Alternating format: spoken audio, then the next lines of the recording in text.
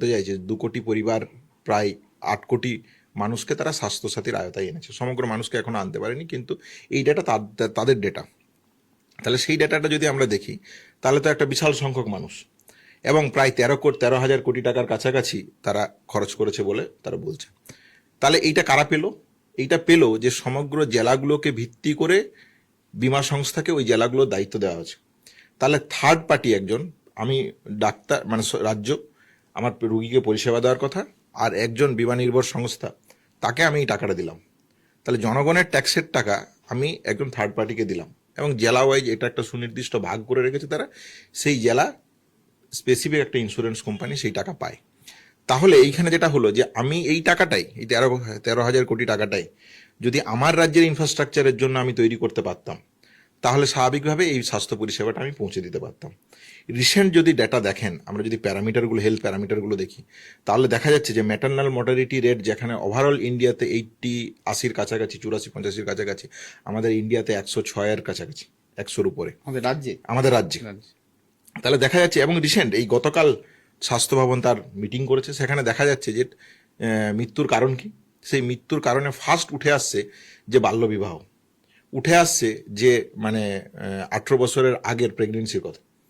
তাহলে এই যে কন্যাশ্রী, যুবশ্রী, শিক্ষাশ্রী নিয়ে যে পরিকাঠামোর কথা, ফিমেল ভায়োলেন্সের কথা, তাহলে এই ভায়োলেন্সেরগুলোকে যদি আমরা কন্ট্রোল না করি, এই কন্যাশ্রীর মাধ্যমে তো স্বাভাবিকভাবে এই সমস্যার সমাধান নয়, এটা আজকে দিনের আলোর মতন পরিষ্কার। তাহলে এই প্রকল্পগুলোও কোনোভাবেই স্বাস্থ্য ব্যবস্থাকে যে একটা জায়গায় ইনকর্পোরেট করতে চাইছে বা একটা জায়গায় হেল্প সহায়ক শক্তি হতে চাইছে, এটা কিন্তু নয়। এবং এই ইনফ্রাস্ট্রাকচার আমরা গভর্নমেন্ট সেট আপের মধ্যে গড়ে তুললাম না সেহেতু এই স্বাভাবিকভাবে এই সমস্ত লেকুনিগুলো একটা একটা একটা একটা দেখা যাচ্ছে সে সমস্ত জায়গাতে। এবং এই স্বাস্থ্যসাথী কি বলল? স্বাস্থ্যসাথী বলল যে আমরা ওপিডি পরিষেবার তালিকা থেকে বাইরে। তাহলে ওপিডি পরিষেবার মাধ্যমে একটা chronic patient, hypertension, diabetic, rheumatoid arthritis, এইরকমের নানান যে রোগ যাদের ক্রনিক সমস্যা আছে, তাহলে তার ইনভেস্টিগেশন, ট্রিটমেন্ট, মেডিসিন, এই জায়গাগুলো থেকে পেশেন্ট পিপল কিন্তু বঞ্চিত হতে শুরু করলো। ওতে বিমাটা কাজে লাগাচ্ছে না। আবার যেখানে বিমাটা কাজে লাগাচ্ছে, তারা বললো যে আমি সমস্ত একটা কার্ড দেব, এই কার্ডে 5 লক্ষ টাকা থাকবে, এবং এই টাকা দিয়ে একজন মানুষ পশ্চিমবাংলার সমস্ত হসপিটাল থেকে, সরকারি এবং বেসরকারি সমস্ত হসপিটাল থেকে তারা স্বাস্থ্য নিতে পারবে। খুব ভালো প্রস্তাব। এবার যখন স্বাস্থ্য নিতে যাচ্ছে, তখন যেটা দেখা যাচ্ছে যে তাহলে আমি সরকারি হসপিটালগুলোতে ইনফ্রাস্ট্রাকচার তৈরি করলাম না। তাহলে সরকারি হসপিটালে একজন মানুষ, যারা অতি দরিদ্র মানুষ আসছেন, যাদের কাছে শেষ সহায় সম্বলটুকু নিয়ে যখন যাদের আর যাওয়ার কোথাও জায়গা নেই, তাহলে আমি ইনফ্রাস্ট্রাকচার তৈরি করলাম না। তাহলে এই ইনফ্রাস্ট্রাকচার যখন আমি তৈরি করলাম না, স্বাভাবিকভাবে আমার তাগিদও নেই সেই ইনফ্রাস্ট্রাকচারকে কন্টিনিউ করার, তাহলে ম্যান পাওয়ার আমার সেখানে দেওয়ার তাগিদ থাকলো না। আমি যদি ইনফ্রাস্ট্রাকচার তৈরি না করি, সেখানে আমার ড্রাগ, ইকুইপমেন্ট, সাপ্লিমেন্ট করে একটা ইনফ্রাস্ট্রাকচার তৈরি করার তাগিদ থাকলো না। তাহলে সমগ্র ব্যবস্থাটা একটা অর্থে কোলাপসের দিকে চলে যাচ্ছে।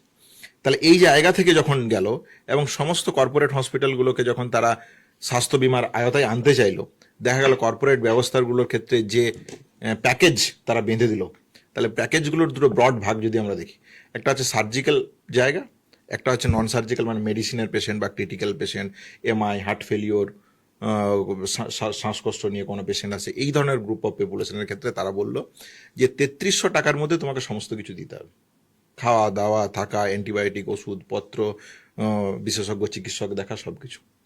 তাহলে স্বাভাবিকভাবে এই টাকায় তারা ফুলফিল করতে পারছে না। কর্পোরেট হাসপাতালগুলো বেডের চার্জই একদিনে এই জায়গাতে দাঁড়ায়, তাহলে স্বাভাবিকভাবে এটা সম্ভব নয়। তাহলে সেই কর্পোরেটগুলো রিফিউজ করা শুরু করলো। সেই কর্পোরেটগুলোকে আনার জন্য যে মানে যদি তারা সত্যিকারেই দিতেই চাইতো, যদি সত্যিকার, আমি ধরে নিলাম যে আমি মানুষকে ঠকানোর জায়গাটা সরিয়ে নিলাম, সে একটা স্বচ্ছ মন থেকেই এই কাজটা করছে যদি দেখা যেত, তাহলে তো তাদেরকে একটা যা মূল্য দেওয়ার সেই মূল্য দিতে হতো, এবং সত্যিকারের সেই মানুষটা যাতে সেখানে পরিষেবাটা পায় সেই মনিটরিং সিস্টেম রাখতে হতো। কিন্তু কোথাও তো নেই।